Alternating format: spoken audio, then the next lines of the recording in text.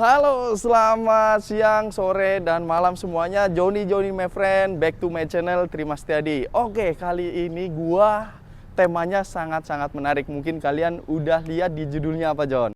Nah, kali ini gua akan ngasih tips and trick cara menjual mobil dengan harga tinggi.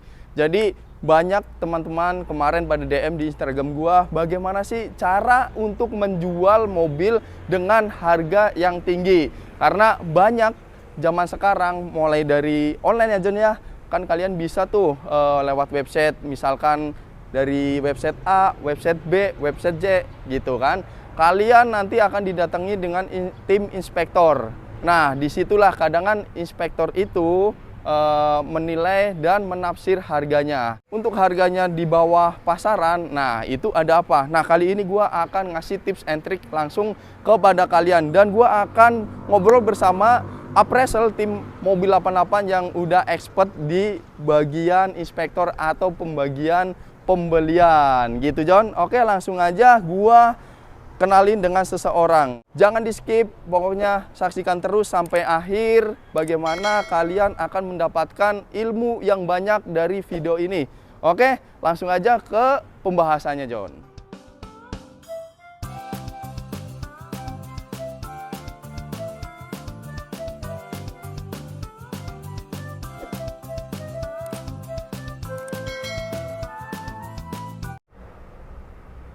Oke teman-teman, kali ini gua udah bersama APP tim Mobil 88. Halo Bob. Halo Mas Tri. Iya. Halo Johnny my friend. Oke, sebelumnya boleh dikenalin dulu Bob, lu di sini siapa? Perkenalkan, nama gua Bobby dari Appraisal Mobil 88. Oke, nomor telepon yang Nomor bisa dihubungin Bob? telepon 0812 9355 3434. Oke, siap. Itu ada telepon dan WhatsApp-nya ya Bob? Betul. Oke, jadi kali ini kan kita akan ngebahas bagaimana sih cara tips and trick untuk menjual mobil bekas atau mobil second dengan harga yang tinggi gitu. Siap. Jadi buat kalian juga jangan di skip karena ini tim dari Bobby juga akan menjelaskan detail bagaimana caranya untuk menjual mobil dengan harga yang lebih tinggi. Dan Bobby juga adalah appraisal yang kalau kalian mau jual mobil bisa langsung hubungi Bobby. Oke. Yang pertama Bob, tips yang pertama itu apa sih yang membuat mobil ketika misalkan gua mau ngejual mobil nih ke 88 gitu. Yang pertama keadaannya harus seperti apa Bob? Tips yang pertama itu jadi kita harus memposisikan diri kita dulu sebagai orang yang mencari mobil. Oh, bukan, atau yang mau membeli lah. Membeli mobil, gitu. Betul. Artinya apa? Supaya ketika kita menawarkan atau melihat mobil tersebut, ada antusias. Oh iya, seperti itu. Benar-benar, Mbak. Berarti kalau bisa semaksimal mungkin keadaan mobilnya bagus ya, Bob? Betul. Kondisi mobil pun harus prima. Servis pun harus rutin atau record. Oke, ini mungkin gue di sini akan nanya detail nih Bob ya. Boleh. Mulai dari keadaan yang prima. Keadaan yang prima ada nggak sih standarisasi? Misalkan gue mau ngejual, misalkan ya udahlah gue dengan keadaan begini aja atau seperti apa Bob? Nah, dalam menjual mobil bekas itu sebenarnya susah-susah gampang ya. Susah-susah gampang. Yang pertama kita memastikan dulu kondisi unitnya itu harus prima. Dalam artian mesin, looks eksterior dan interior pun harus prima semuanya. Oh, seperti gitu. Itu. Siap. Contohnya nih, misalkan bumper gitu ya Bob. Ya. Kan yang namanya mobil dipakai dong. Biasanya kita bener aja dari motor ada yang nyerempet. Ada yang nyerempet. Nah, gitu. Kalau begitu saran lu lebih baik dibenerin dulu atau kita jual apa adanya aja? Sepertinya kalau menurut saya recommended itu kita benerin dulu. Jadi artinya ketika kita menjual mobil bekas itu ingin harganya ekspektasi tinggi, kita juga harus berani modal untuk supaya looks-nya itu terlihat wah gitu seperti ya. Seperti itu Mas Tri. Bener. Kasarannya begini, kasarannya berarti kalau seandainya kita ngejual mobil bagus, berarti si pembelinya juga happy ya Bob? Happy, betul. Bener. Jadi kayak kita Mas Tri misalkan namanya punya keinginan ya. Benar. Wah, ngeliat mobil nih. Ah, Wah, cakep. Pasti kan kita langsung timbul antusias. Wah, harus Benar. gue beli tuh mobil tuh. Oh, Seperti gitu. itu. Jadi kita ngejual mobil itu harus kita benar-benar dandanin lagi, tidak tanggung-tanggung. Artinya jangan cuma ini mah dipoles dikit atau dicat dikit, tapi kita benar-benar rekondisi benar-benar seperti itu. Oke, siap. Jadi yang pertama mungkin eksterior kali ya, Bob. Eksterior. Ya. Eksterior mungkin kalau bisa ya lu dandan dikit lah, modal dikit ya kan. Tapi ntar harganya pasti akan lebih tinggi. Lebih tinggi. Oh, gitu. Jadi kalau eksterior itu ibarat kata kesan pertama kita melihat ini deh kan. Kesan pertama Johnny my friend. Kalau misal kita ngeliat udah, wah nih mobil belang-belang. Kayaknya orang juga antusiasnya juga kurang gitu ya. Ilfil gitu ya, Bob. Betul. Oh, betul. Dan pada akhirnya itulah yang menjadikan penawaran lebih rendah. Ya, rendah, betul. Benar gitu. Terus yang kedua, Bob, misalkan eksterior kan banyak nih. Ada beberapa panel-panel. Terus selain itu apa lagi, Bob? Selain mungkin body gitu. Selain eksterior, yang pastinya juga mesin juga harus kondisi prima. Sistem kemudi juga harus prima. Rem dan kaki-kaki seperti itu. Nah, misalkan kalau mesin misalkan ada yang di sini yang nanya, John, kalau seandainya servis record dan servis tidak record tapi kilometer rendah, kira-kira dari tim pembelian atau tim appraisal buat lu yang sebagai pembeli gitu ya, lu lebih safety yang mana atau lebih tinggi penawaran yang mana gitu, John? Oh, sudah jelas servis record dong. Oh, gitu. Betul. Karena apa? Walaupun dia servisnya rutin, benar, tapi non record nih. Benar. Kita tidak bisa mengetahui nih historinya unit tersebut sebelumnya. Kalau misalkan servis record kan otomatis kita bisa cek langsung nih ke dealer terkait. Resminya ya. Betul. Dealer resminya, benar-benar. Jadi itu kan banyak nih. Misalkan ada yang penjual nggak semuanya juga orangnya benar gitu ya. Ada tanda kutip, mereka ada yang suka mainin odometer. Betul. Putaran. Nah, itu berarti bisa dicek juga, Bob? Betul, bisa dicek. Nah, untuk mengetahui odometer itu sebenarnya sulit juga ya, tapi ada indikasi-indikasinya. Oke, siap. Berarti lu bisa ngedeteksi mana yang memang benar kilometer original, mana yang enggak ya? Betul. Oke, terus tips yang kedua, mungkin apa lagi, Bob? Dari interior kah? Interior sudah pasti, karena kan kenyamanan juga kita dalam mengemudi itu penting. Artinya dalam membeli mobil bekas itu tidak hanya melihat eksterior ya. Benar.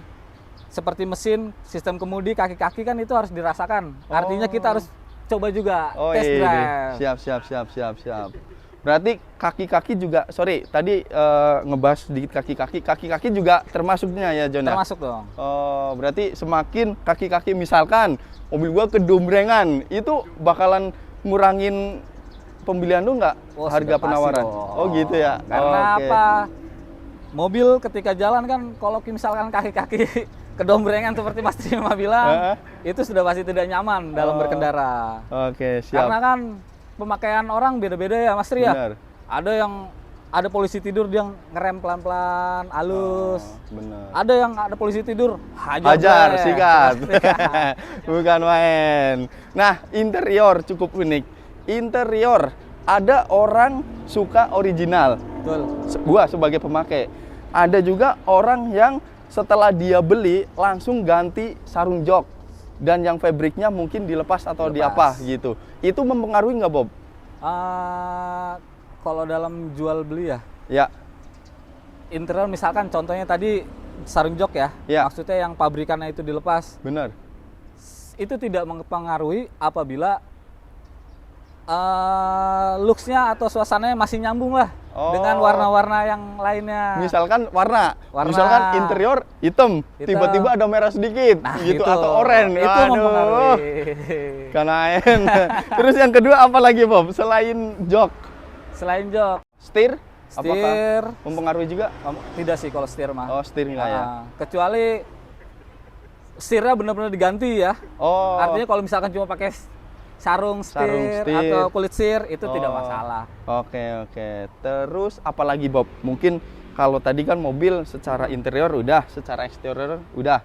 Yang lu mesti cek lagi apa yang menurut lu bakalan itu fatal dan akan mengurangi harga?